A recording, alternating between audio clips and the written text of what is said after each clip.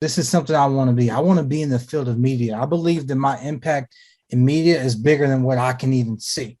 So I knew, from high school going into college, like, most people, they're like the freshman year, like, okay, well, I really don't know. But I kind of knew that, hey, I belong in the media. And I've been doing that ever since. If you know me, one thing you know is mentorship is something that I take very seriously. It's something that I am honored to do because it allows me to give back. Today's episode, I bring on a mentee of mine, Mark Webster.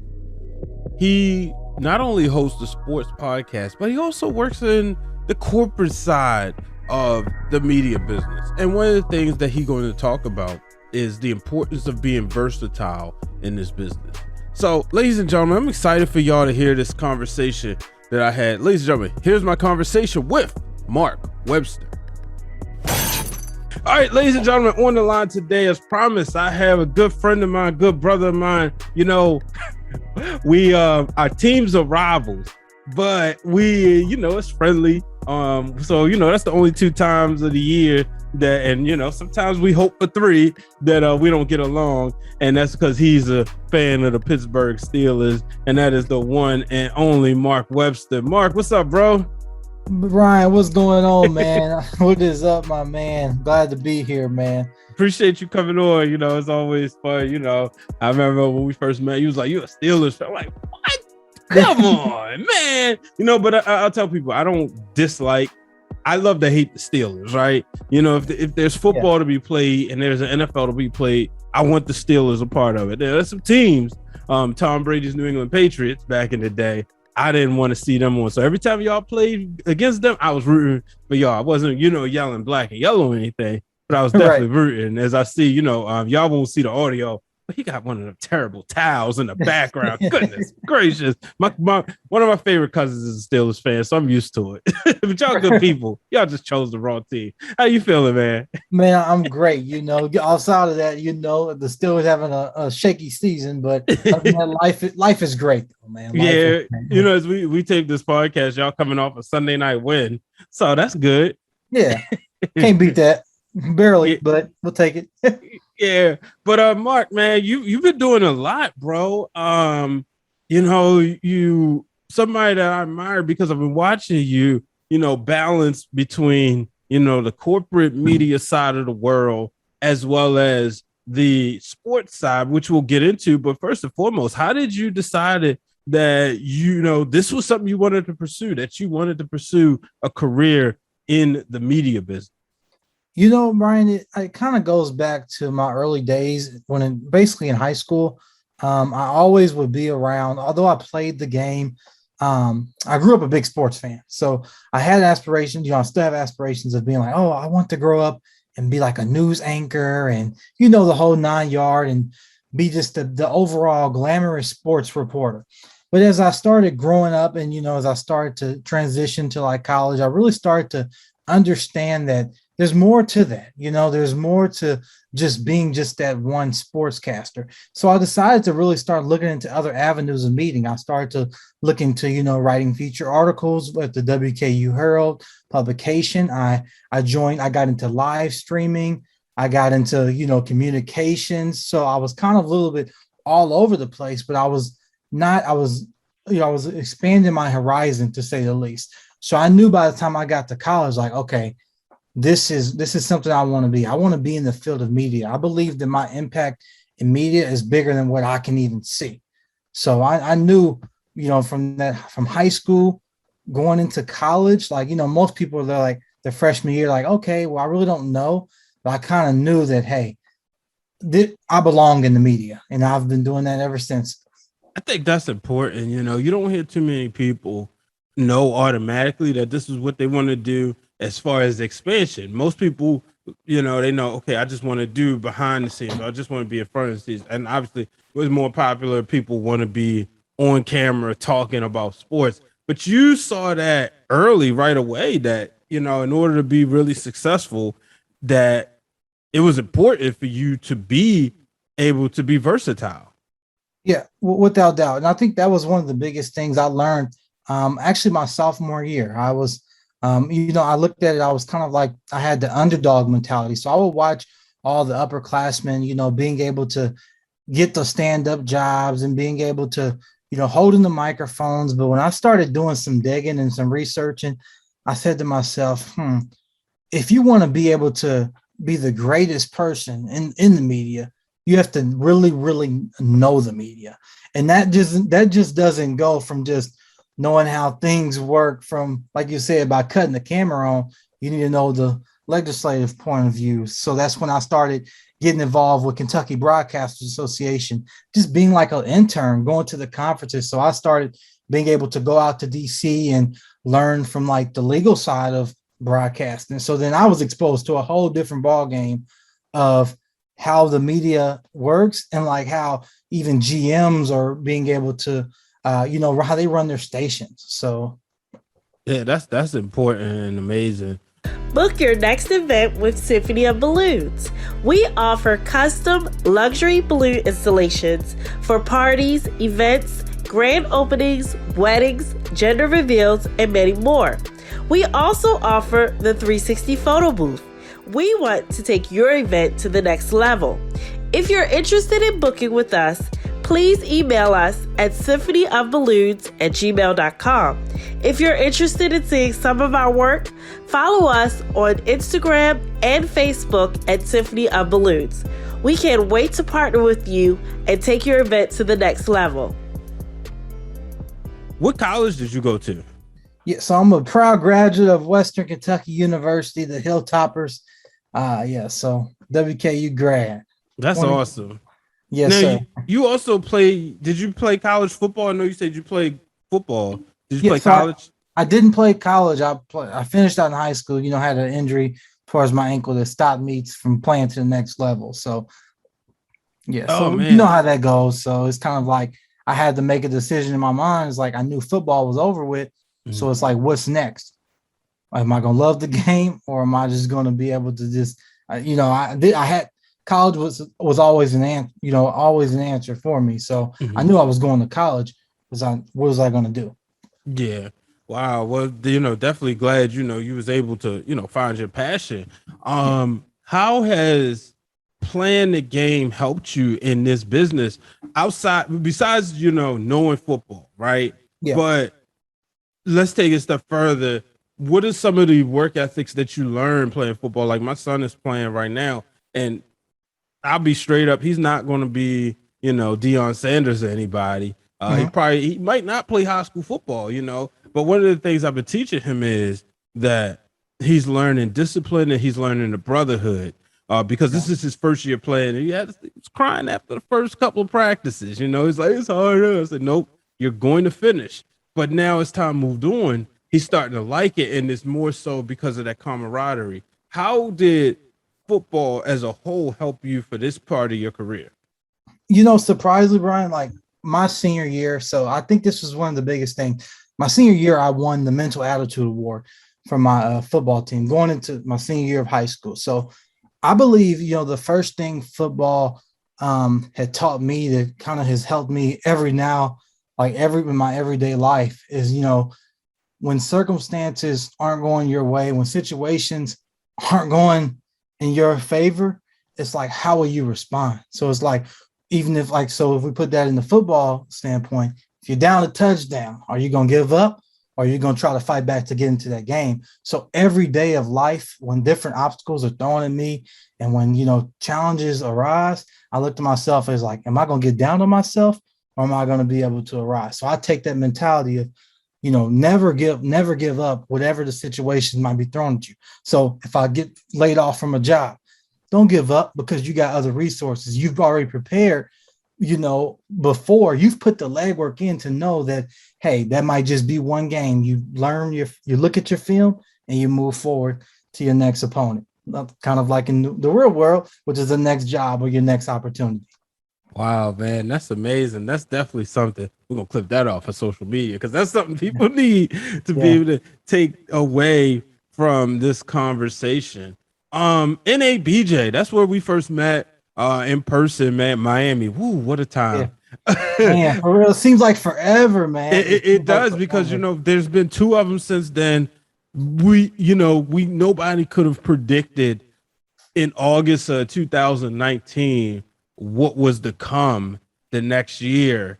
But one of the things I could say about NABJ is it's a place that when we all get together, we don't take it for granted, because it's only once a year. You might have some people who say, all right, I'm gonna skip this year, I'm gonna skip this year. I think next year when we go to Vegas, everybody's gonna be involved. For the simple fact it's Vegas, and because it'll be 3 years. But talk to me about how the organization and the convention has helped you.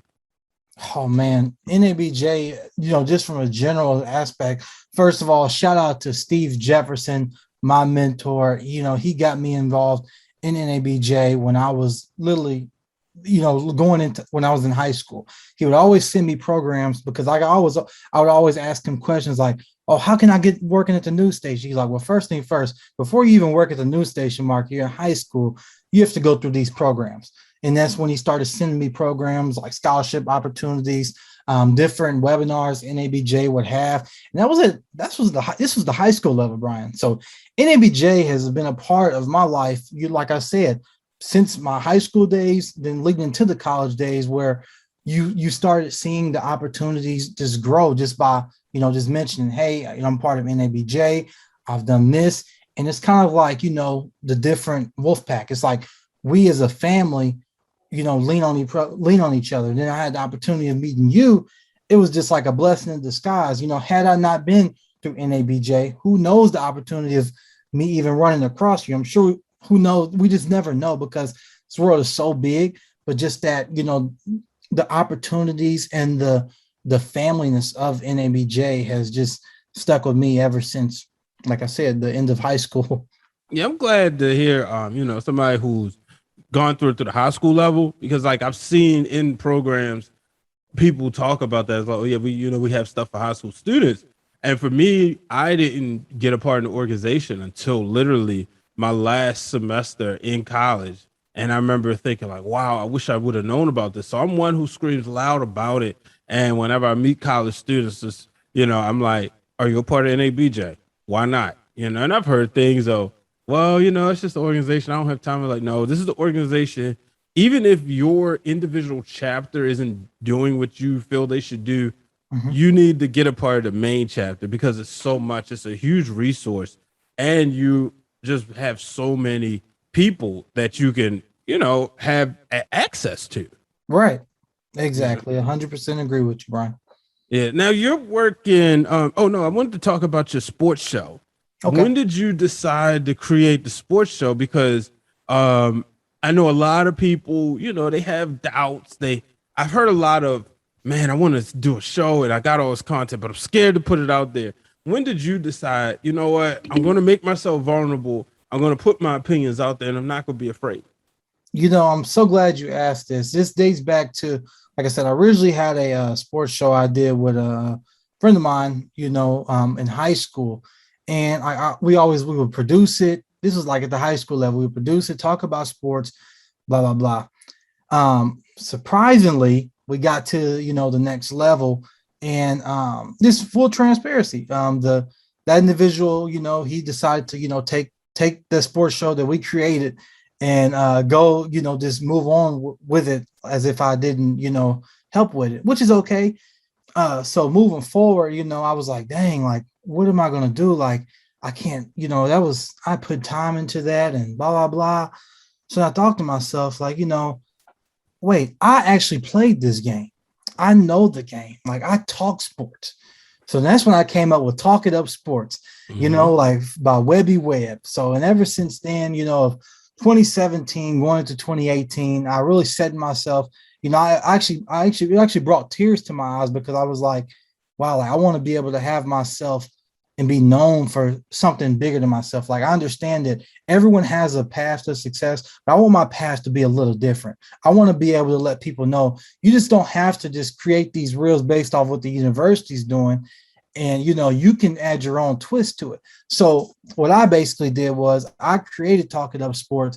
And I just went full out straddle. I was going out doing fan interviews. I was getting NFL players. I was reaching out to, college athletes, and like I was putting these packages and podcasts out, just continue to just drive this engagement, because it's like, if I knew I wasn't getting the opportunity at the school because there was upperclassmen, I wanted to create my own opportunity, create my own lane to success, because I knew they're not going to be able to get the job for me. I have to go out there and get my job. I have to make myself known. I have to make myself sellable. So even if I wasn't even going to get a job specifically in broadcast, like specifically either in broadcasting or sports broadcasting, I wanted my employer to know that, hey, this guy is a beast. Like, he means business. So if he's creating podcasts, he's making websites, he's engaging with people. That's the type of winner we want on our team. So that was when I was going to conferences and traveling around, like Brian, I was everywhere, and I was promoting Talking Those Sports to the fullest. So that's like my baby, you know what I'm saying? And it's like, I love Talking Those Sports. I love sports, and I'm gonna continue to rock with it until the wheels fall off. It's something about when you own it yourself, right? Yeah. And I know how I am with the wrestling realm. Shout out to my brother, the real Dwayne Allen. We created that while we was in college, and it was something that, we own, we've taken pride in it. So I see exactly how you feel. You know what I mean? And I'm proud of you to see you be able to do that, man, because it's a lot of people, they give up, and they give up easily, and I knew from day one, I know you're humble, but I knew from day one that you were a hard worker, and you was pretty damn good at what you do. So that's why I'm proud of you, man. Blessed to be able to call you friend and family, want to take a quick minute to talk about mental health. As you all know, we are living in unprecedented times, whether it's the racial pandemic or the COVID-19 pandemic. Well, I want to introduce you to Hope Again Counseling Services, where transformation begins. Hope Again provides help for children, adolescents, adults, family, and couples. So give them a call at 410-698-8442 or visit them on the web at yourhopeagain.com to book your appointment. If you are willing to believe, you will begin to achieve, and ultimately, Hope Again Counseling Services can help you receive all that is meant for you. So now you're also working with the American Broadcast Association, right? Is that? Yes. So I work for BEA, Broadcast Educational Association. Yeah, which is you saw good. Yeah. BEA, based out of Washington D.C., which is crazy, but I'm working remotely right now. So yeah, I'm a staff coordinator for them, and I'm really excited about this opportunity. This is a new job for me. New opportunities. I'm taking a leap of faith, because I know God is putting me in this situation for a reason. Like I said, I still have my sports podcast on the side and do my freelance with sports production, but the impact I can make within this organization is the sky. Like I said, y'all, the sky is the limit, because I'm in this position for a reason. And I just believe that, being able to still do media stuff and still be able to, build my brand up, I can't do nothing but thank God, honestly. Yeah, man, certainly, when you really think about that, and it's always, in the balance. One of the things that I've learned in this industry, that you do have people who doing multiple things, right? Shout out to, I'm gonna give a shout out to Tarika Foster Brasby. I hope I said her name right, as I don't have it in front of me, who's on the podcast a few, several episodes ago. She's doing her thing on the ESPN social team, but then she's also, hustling and writing and freelance writing. She was just at the WNBA finals, to be able to do multiple things, and it can be a lot physically and mentally sometimes, but when it's something you love, it's something you really enjoy, and it really helps, and it lowers the fact that it's work. You know what I mean?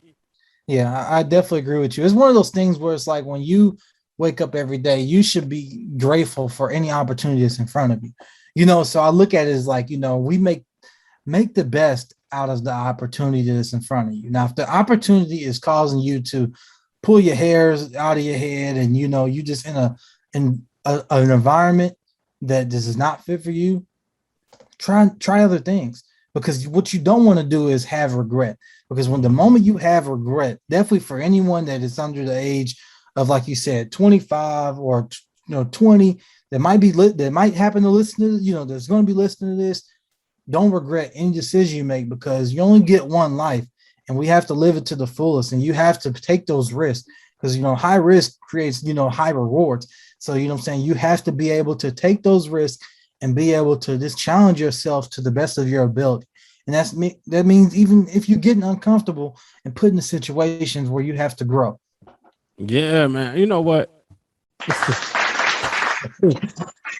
It's the first time I used that on this podcast. I got a mix, as Dwayne would say, man, you always getting new toys. But before we get out of here, man, I certainly appreciate you taking the time out to do this. I know you got a busy schedule. The name of the show is called Breaking Through the Glass Ceiling. So when is the time that Mark Webster broke through the glass ceiling and realized, you know what, I'm pretty good at what I do. I belong here in this media industry?